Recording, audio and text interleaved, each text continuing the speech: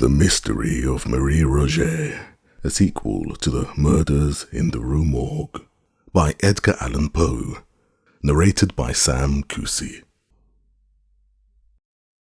There are ideal series of events which run parallel with the real ones. They rarely coincide. Men and circumstances generally modify the ideal train of events so that it seems imperfect, and its consequences are equally imperfect.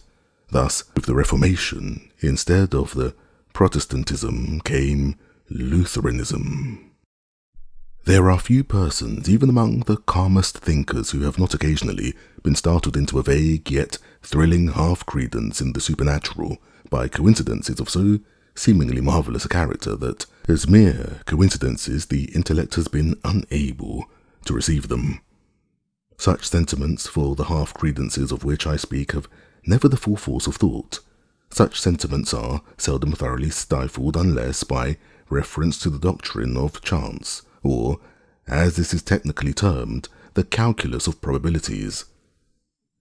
Now this calculus is, in its essence, purely mathematical, and thus we have the anomaly of the most rigidly exact in science applied to the shadow and spirituality of the most intangible in speculation.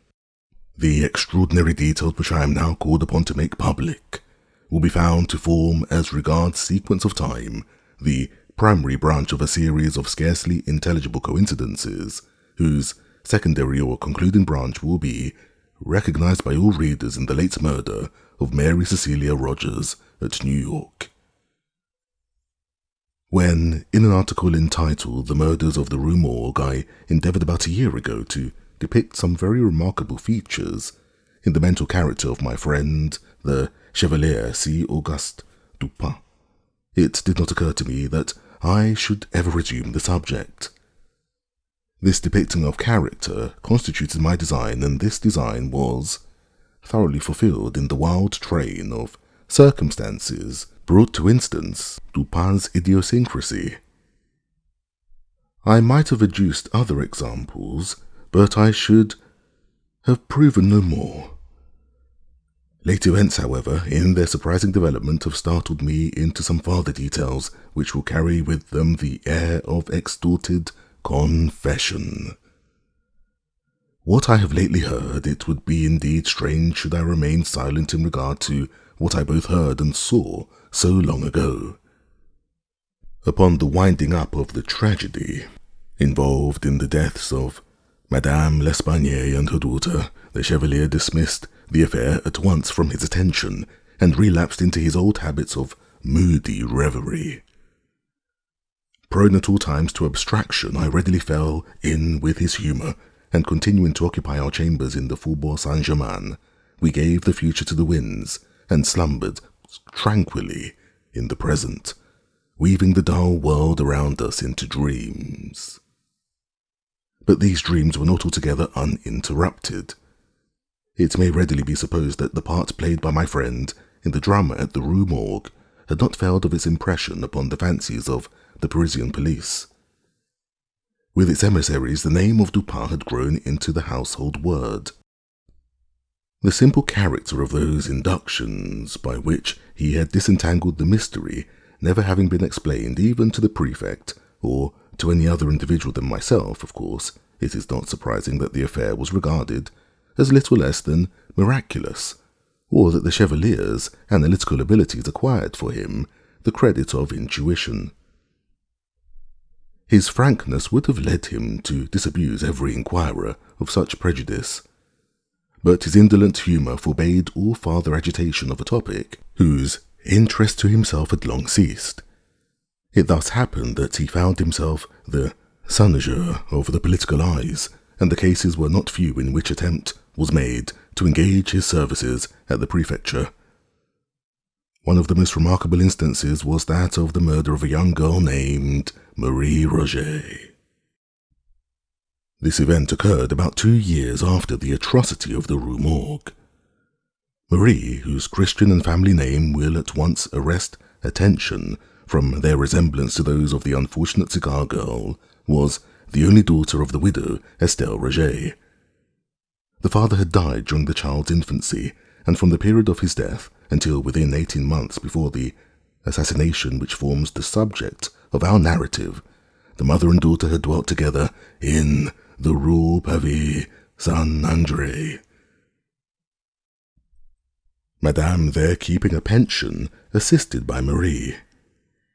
Affairs went on thus until the latter had attained her 22nd year, when her great beauty attracted the notice of a perfumer who occupied one of the shops in the basement of the Palais Royal, and whose custom lay chiefly among the desperate adventurers infesting that neighbourhood. Monsieur Leblanc was not aware of the advantages to be derived from the attendance of the fair Marie in his perfumery, and his liberal proposals were accepted eagerly by the girl, although with somewhat more of hesitation by Madame. The anticipations of the shopkeeper were realized, and his rooms soon became notorious through the charms of the sprightly grisette. She had been in his employ about a year, when her admirers were thrown into confusion by her sudden disappearance from the shop. Monsieur Leblanc was unable to account for her absence, and Madame Roget was distracted by anxiety and terror. The public papers immediately took up the theme, and the police were up upon the point of making serious investigations when, one fine morning, after the lapse of a week, Marie, in good health, but with somewhat a saddened air, made her reappearance at her usual counter in the perfumery. All inquiry except that of a private character was of course immediately hushed. Monsieur Leblanc professed total ignorance as before. Marie, with Madame, replied to all questions that the last week had been spent at the house of a relation in the country. Thus the affair died away, and was generally forgotten, for the girl, ostensibly to relieve herself from the impertinence of curiosity, soon bade a final adieu to the perfumer, and sought the shelter of the mother's residence in the Rue Pavée Saint-André. It was about 5 months after this return home that her friends were alarmed by her sudden disappearance for the second time. 3 days elapsed and nothing was heard of her. On the 4th her corpse was found floating in the Seine, near the shore which is opposite the quartier of the Rue Saint-André, and at a point not very far distant from the secluded neighbourhood of the Barrière du Roule.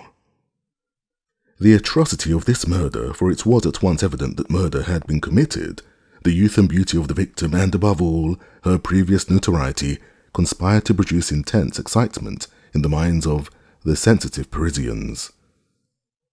I can call to mind no similar occurrence producing so general and so intense an effect. For several weeks, in the discussion of this one absorbing theme, even the momentous political topics of the day were forgotten. The prefect made unusual exertions, and the power of the whole Parisian police were, of course, tasked to the utmost extent. Upon the first discovery of the corpse, it was not supposed that the murderer would be able to elude, for more than a very brief period, the inquisition which was immediately set on foot. It was not until the expiration of a week that it was deemed necessary to offer a reward, and even then this regard, the reward was limited to 1,000 francs. In the meantime the investigation proceeded with vigour, if not always with judgment, and numerous individuals were examined to no purpose, while, owing to the continual absence of all clue to the mystery, the popular excitement greatly increased. At the end of the 10th day, it was thought advisable to double the sum originally proposed, and, at length, the second week having elapsed without leading to any discoveries, and the prejudice which always exists in Paris against the police having given vent to itself in several serious émeutes, the prefect took it upon himself to offer the sum of 20,000 francs for the conviction of the assassin, or, if more than one should prove to have been implicated, for the conviction of any one of the assassins. In the proclamation setting forth this reward, a full pardon was promised to any accomplice who should come forward in evidence against his fellow, and to the whole was appended, wherever it appeared, the private placard of a committee of citizens offering 10,000 francs, in addition to the amount proposed by the prefecture. The entire reward thus stood at no less than 30,000 francs, which would be regarded as an extraordinary sum when we consider the humble condition of the girl and the great frequency in large cities of such atrocities as the one described. No one doubted now that the mystery of this murder would be immediately brought to light. But although in 1 or 2 instances arrests were made which promised elucidation, yet nothing was elicited which could implicate the parties suspected, and they were discharged forthwith. Strange as it may appear, the 3rd week from the discovery of the body had passed and passed without any light being thrown upon the subject, before even a rumour of the events which had so agitated the public mind reached the ears of Dupin and myself. Engaged in researches which absorbed all our attention, it had been nearly a month since either of us had gone abroad, or received a visitor, or more than glanced at the leading political articles in one of the daily papers.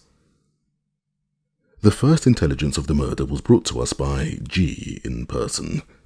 He called upon us early in the afternoon of the 13th of July, and remained with us until late in the night. He had been piqued by the failure of all his endeavours to ferret out the assassins. His reputation, so he said with a peculiarly Parisian air, was at stake. Even his honour was concerned. The eyes of the public were upon him, and there was really no sacrifice which he would not be willing to make for the development of the mystery. He concluded a somewhat droll speech with a compliment upon which he was pleased to term the tact of Dupin, and made him a direct and certainly a liberal proposition, the precise nature of which I do not feel myself at liberty to disclose, but which has no bearing upon the proper subject of my narrative. The compliment my friend rebutted as best he could, but the proposition he accepted at once, although its advantages were altogether provisional. The point being settled, the prefect broke forth at once into explanations of his own views, interspersing them with long comments upon the evidence of which latter were not yet in possession. He discoursed much and beyond doubt learnedly, while I hazarded an occasional suggestion as the night wore drowsily away. Dupin, sitting steadily in his accustomed armchair, was the embodiment of respectful attention. He wore spectacles during the whole interview, and an occasional signal glance beneath their green glasses sufficed to convince me that he slept not the less soundly, because silently, throughout the 7 or 8 leaden-footed hours which immediately preceded the departure of the prefect. In the morning I procured at the prefecture a full report of all the evidence elicited, and at the various newspaper offices a copy of every paper in which, from first to last, had been published any decisive information in regard to this sad affair. Freed from all that was positively disproved, this mass of information stood thus. Marie Rogêt left the residence of her mother in the Rue Saint-André about 9 o'clock in the morning of Sunday, June the 22nd. In going out, she gave notice to a Monsieur Jacques Saint-Eustache, and to him only, of her intention to spend the day with an aunt who resided in the Rue des Drômes. The Rue des Drômes is a short and narrow but populous thoroughfare, not far from the banks of the river, and at a distance of 2 miles, in the most direct course possible, from the pension of Madame Roget. Saint-Eustache was the accepted suitor of Marie, and lodged as well as took his meals at the pension. He was to have gone for his betrothed at dusk, and to have escorted her home. In the afternoon, however, it came on to rain heavily, and supposing that she would remain all night at her aunt's, as she had done under similar circumstances, he did not think it necessary to keep his promise. As night drew on, Madame Roget, who was an infirm old lady, 70 years of age, was heard to express a fear that she should never see Marie again. But this observation attracted little attention at the time. On Monday, it was ascertained that the girl had not been to the Rue des Drômes, and when the day elapsed without tidings of her, a tardy search was instituted at several points in the city and its environs. It was not, however, until the 4th day from the period of disappearance that anything satisfactory was ascertained respecting her. On this day, Wednesday, the 25th of June, Monsieur Bouvet, who, with a friend, had been making inquiries for Marie near Barrière du Roule, on the shore of the Seine, which is opposite the Rue Pavée Saint-André, was informed that a corpse had been towed ashore by some fishermen who had found it floating in the river. Upon seeing the body, Bouvet, after some hesitation, identified it as that of the perfumery girl. His friend recognized it more promptly. The face was suffused with dark blood, some of which issued from the mouth. No foam was seen, as in the case of a merely drowned. There was no discoloration in the cellular tissue. About the throat were bruises and impressions of fingers. The arms were bent over on the chest and were rigid. The right hand was clenched, the left partially open.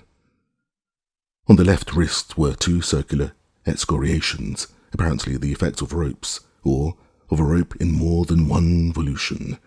A part of the right wrist also was much chafed, as well as the back throughout its extent, but more especially at the shoulder blades.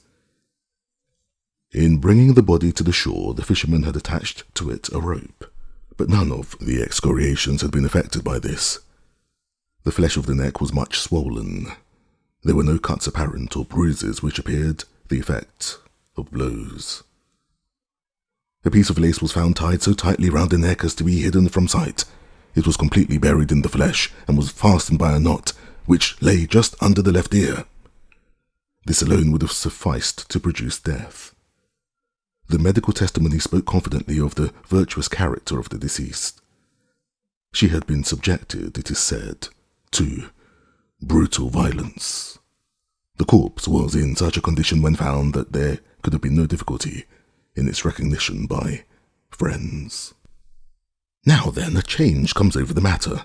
We are told that on one occasion while Madame B. was at Madame Roget's house, Monsieur Bouvet, who was going out, told her that a gendarme was expected there, and she, Madame B., must not say anything to the gendarme until he returned.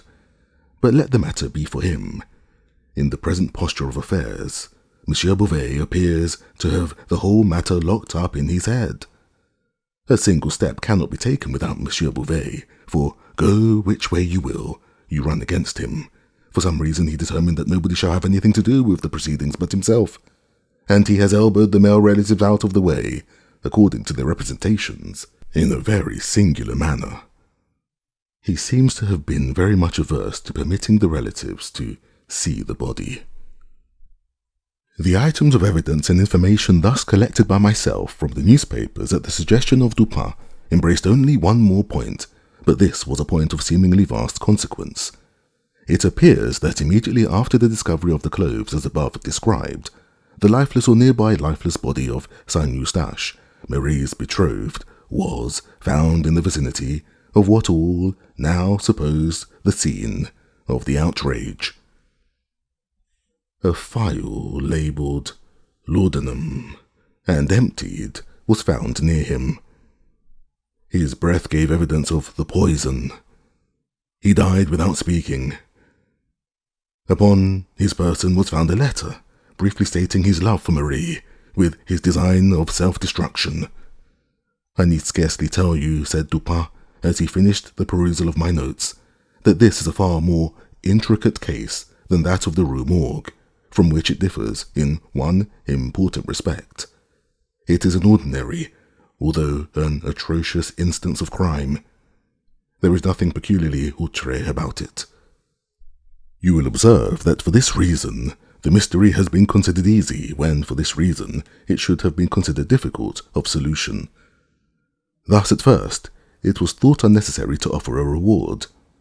The myrmidons of G were able at once to comprehend how and why such an atrocity might have been committed. They could picture to the imaginations a mode, many modes, and a motive, many motives, and because it was not impossible that either of these numerous modes and motives could have been the actual one, they have taken it for granted that one of them must. but the case with which these variable fancies were entertained, and the very plausibility which each assumed, should have been understood as indicative rather than the difficulties then of the facilities which must attend elucidation. Now, at first glance, this fact strongly militates against my suggestion, but let us reflect. That she did meet some companion and proceed with him across the river, reaching the Barrière du Roule at so late an hour as 3 o'clock in the afternoon, is known, but in consenting so as to accompany this individual, for whatever purpose to her mother known or unknown, she must have thought of her expressed intention when leaving home, and of the surprise and suspicion aroused in the bosom of her affianced suitor, Saint Eustache, when calling for her at the hour appointed in the Rue de Drôme. He should find that she had not been there, and when, moreover, upon returning to the pension with this alarming intelligence, he should become aware of her continued absence from home. She must have thought of these things, I say. She must have foreseen the chagrin of Saint Eustache, the suspicion of all. She could not have thought of returning to brave this suspicion, but the suspicion becomes a point of trivial importance to her if we suppose her not intending to return.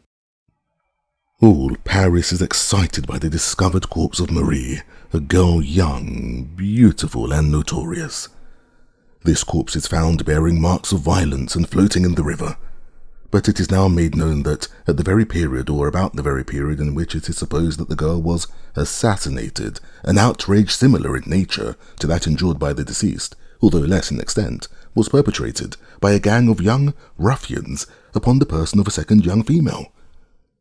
Is it wonderful that the one known atrocity should influence the popular judgment in regard to the other unknown?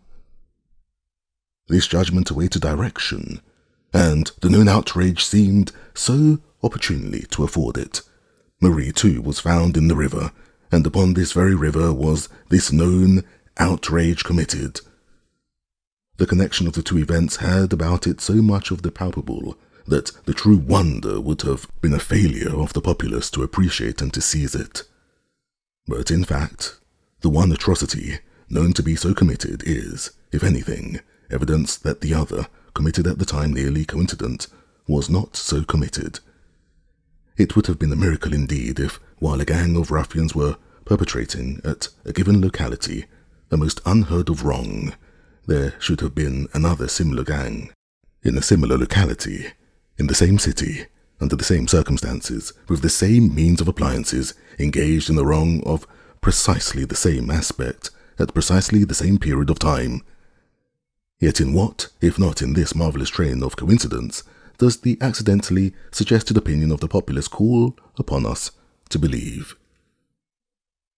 Before proceeding farther, let us consider the supposed scene of the assassination in the thicket of the Barrière du Roule. This thicket, although dense, was in the close vicinity of a public road. Within were 3 or 4 large stones forming a kind seat with a back and footstool. On the upper stone was discovered a white petticoat, on the second a silk scarf. A parasol, gloves, and a pocket handkerchief were also here found. The handkerchief bore the name Marie Rogêt. Fragments of dress were seen on the branches around. The earth was trampled, the bushes were broken, and there was every evidence of a violent struggle. And here most fitly comes the consideration of the continued absence of him of the dark complexion. Let me pause to observe that the complexion of this man is dark and swarthy. It was no common swarthiness which constituted the sole point of remembrance, both as regard Valence and Madame Dulec. But why is this man absent? Was he murdered by the gang? If so, why are there only traces of the assassinated girl? The scene of the two outrages will naturally be supposed identical. And where is his corpse? The assassins would most probably have disposed of both in the same way. But it may be said that this man lives and is deterred from making himself known, through dread of being charged with the murder. This consideration might be supposed to operate upon him now, at this late period, since it has been given in evidence that he was seen with Marie, but it would have had no force at the period of the deed.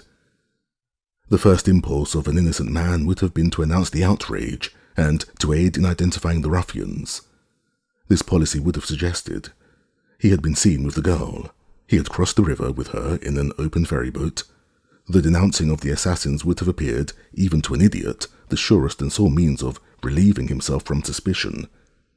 We cannot suppose him on the night of the fatal Sunday, both innocent himself and incognizant of an outrage committed. Yet only under such circumstances is it possible to imagine that he would have failed, if alive, in the denouncement of the assassins. It will be understood that I speak of coincidences no more. What I have said above upon this topic must suffice. In my own heart there dwells no faith in preternature. That nature and its God are two. No man who thinks will deny. That the latter, creating the former, can at will control or modify it is also unquestionably, I say, at will. For the question is of will and not, as the insanity of logic has assumed, of power. It is not that the deity cannot modify his laws, but that we insult him in imagining a possible necessity for modification. In their origin, these laws were fashioned to embrace all contingencies which could lie in the future. With God, all is now. I repeat, then, that I speak of these things only as of coincidences, and farther, in what I relate it will be seen that between the fate of the unhappy Mary Cecilia Rogers, so far as that fate is known, and the fate of one Marie Rogêt, up to a certain epoch in her history, there has existed a parallel in the contemplation of whose wonderful exactitude the reason becomes embarrassed.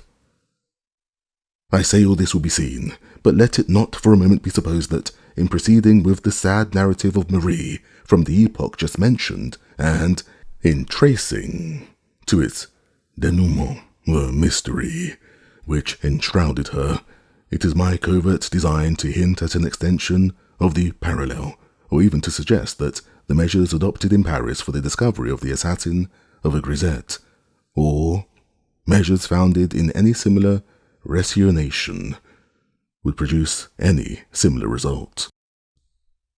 This is one of those anomalous propositions which, seemingly appealing to thought altogether apart from the mathematical, is yet one which only the mathematician can fully entertain. Nothing, for example, is more difficult than to convince the merely general reader that the fact of sixes having been thrown twice in succession by a player at dice is sufficient to cause a betting of the largest odds that sixes will not be thrown in the third attempt. A suggestion to this effect is usually rejected by the intellect at once. It does not appear that the two throws which have been completed, and which lie now absolutely in the past, can have influence upon the throw which exists only in the future.